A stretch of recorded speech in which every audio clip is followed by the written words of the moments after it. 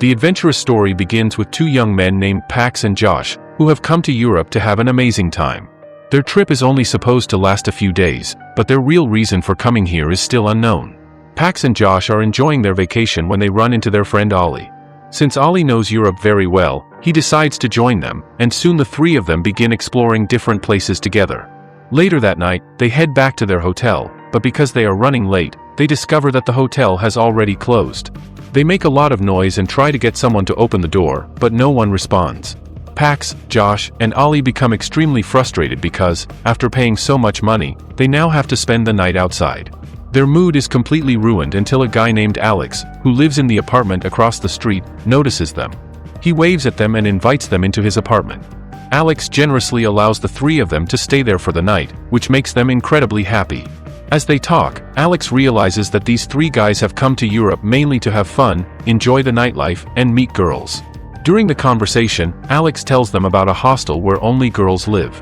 The place is not very far away, and all they need to do is take a train for a few hours. Hearing this, Pax, Josh, and Ollie become extremely excited because men are also allowed to enter and stay there, meaning they could spend time surrounded by lots of girls. Without wasting any time, the three decide to continue with this new plan. The next day, they pack their bags and board a train heading toward the hostel. The train is almost completely empty, as if hardly anyone ever travels to that area. Inside their compartment, there is a businessman eating something while staring at them, making Pax and Josh feel uncomfortable. Still, they decide not to say anything. The businessman starts talking to them and asks where they are going. Then he casually asks if it is their first day at the hostel. Pax is immediately confused because he has no idea how the man knows they are heading there. However, thinking it might just be a coincidence, they decide to ignore it. During the conversation, the businessman suddenly places his hand on Josh's leg, acting far too friendly. Josh immediately pushes his hand away and gets angry because he does not like anyone touching him without permission. The argument quickly becomes heated, and eventually the businessman has to leave. As he walks away, he gives them a threatening look, as if he plans to get revenge later. After several hours of traveling, the three finally arrive at the platform from where they will continue toward the hostel. However, something feels strange because there is absolutely no one on the platform. The entire place is deserted, and there is not even a single railway or staff member in sight.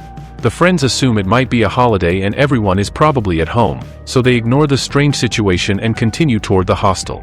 When they finally arrive, they are shocked to see girls everywhere. There are girls in the garden, girls in the library, and girls hanging around in the lobby. For the three friends, it feels like they have hit the jackpot because this is exactly the kind of place they could only have imagined in their wildest dreams. Several girls even seem interested in them and appear ready to become friends. The three quickly register, collect their key cards, and begin exploring the hostel. First, they meet two beautiful girls named Natalia and Senator. The girls immediately become friendly with them and take them to relax in a hot tub. Pax, Josh, and Ollie start joking about finding girlfriends, taking them back to America, and eventually marrying them. That is the plan running through their minds. After relaxing, Natalia and Sen take the three guys to a nightclub. The place is packed with people, and they have an amazing time partying and enjoying the night with the two girls. It seems like everything they came to Europe for is finally happening exactly the way they wanted. But the real danger is still waiting for them. Meanwhile, Josh steps outside and stands there looking around. A little later, a group of local troublemakers approaches him. They appear to be connected to a local gang and are carrying weapons. They walk straight up to Josh and demand money, but Josh does not have any cash with him and tells them to leave him alone. Instead, the group starts moving toward him, ready to attack. However, before they can hurt him, someone steps in from behind and pays them to leave. Surprisingly, it is the same businessman they met on the train, the man Josh had argued with earlier. Despite their previous conflict, the businessman has just saved Josh from getting attacked. Josh thanks him and invites him back to the hostel for something to eat and drink. Josh apologizes for the way he behaved on the train and admits that if the businessman had not shown up, he could have been seriously injured. The businessman advises him to act according to his age and explains that everyone makes mistakes, but admitting those mistakes is what truly matters. After that, the two of them become friends. Meanwhile, Ollie has already found himself a girlfriend, and the two plan to spend the night together. It looks like Ollie has everything figured out as well. The next morning, Pax and Josh wake up talking about how exciting their lives have suddenly become. They came here hoping for adventure, but they are getting even more than they expected. After getting ready, they come downstairs and realize that Ollie is nowhere to be found. They keep calling him, but he does not answer. They search the entire hostel, yet there is still no sign of him. When they ask the receptionist, she tells them that Ollie checked out early that morning. Pax and Josh have no idea where he went or who he left with. They step outside, becoming increasingly worried about why their friend would suddenly disappear without telling them anything. Strange thoughts begin running through their minds because they are unfamiliar with this place. While searching for their missing friend, they meet a woman who works at the hostel. It turns out that she knows something about Ollie. She quickly shows them a photo of Ollie with a girl named Yuki. The photo was received that same morning, and apparently, the two had gone somewhere together. Pax and Josh are shocked because Ollie never mentioned anything about this plan. Now they become even more worried. However, when they return to the hostel, they suddenly receive a message from Ollie. He sends them a photo and claims that he has safely arrived home. But something about the entire situation feels extremely strange. Ollie would never simply leave Pax and Josh behind and go home without saying anything. Then the horrifying truth is revealed. Someone else has taken the photo of Ollie, and his severed head is lying nearby. Ollie is actually dead, and the dangerous man responsible has also captured Yuki. He ties her up and prepares to torture her. Yuki desperately tries to scream for help, but her mouth is covered, leaving her completely helpless. Meanwhile, Pax and Josh continue worrying about their missing friend. They have no idea where he is or what might have happened to him.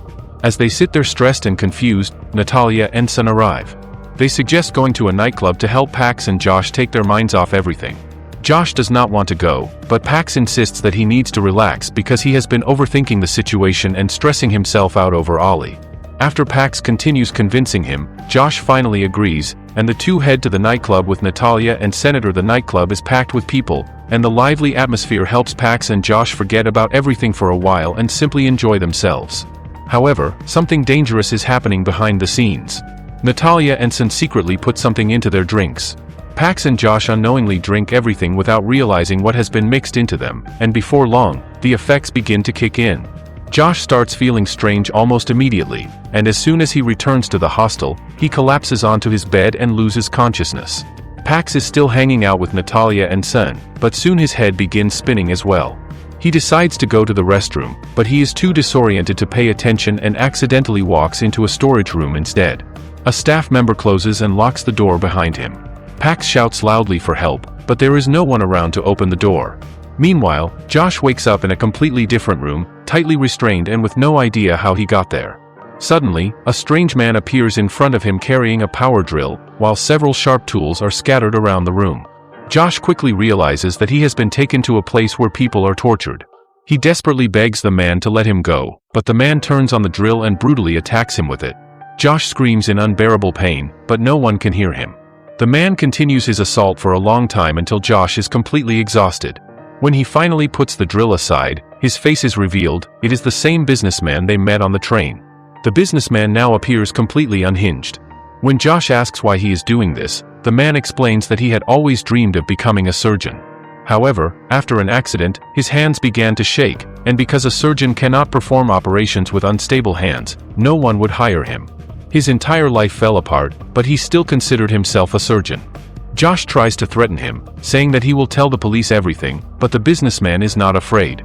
Instead, he angrily grabs another sharp tool and attacks Josh's leg. Josh screams in agony as the man mutilates his lower legs, leaving him unable to walk. The pain is unlike anything Josh has ever experienced, and he is left completely terrified and helpless. Then, surprisingly, the businessman opens the door in front of him and tells Josh that he is free to leave. He says that if Josh manages to escape, he will not hurt him anymore. He removes Josh's restraints and sets him free.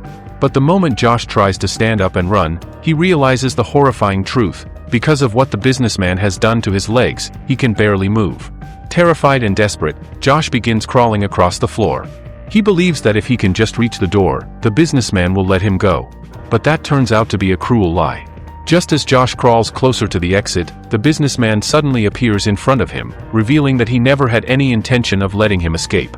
The businessman immediately grabs Josh by the hair and tells him that no one can escape from his hands. He warns him that all of his friends will soon be under his control as well. In the next moment, he picks up a sharp weapon and attacks Josh in the throat. Poor Josh struggles in agony before finally dying right there.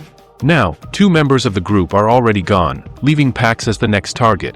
Pax, who has spent the entire night trapped inside the storage room, finally manages to get out and heads back to the hostel. As soon as he reaches the reception desk, he asks whether his two friends have returned. The receptionist tells him that both of them have already checked out and, surprisingly, Pax himself had also checked out the previous day. Pax is completely shocked because he never returned to the hostel that night. He had been outside the entire time, so who could have checked out on his behalf? Everything suddenly becomes extremely confusing.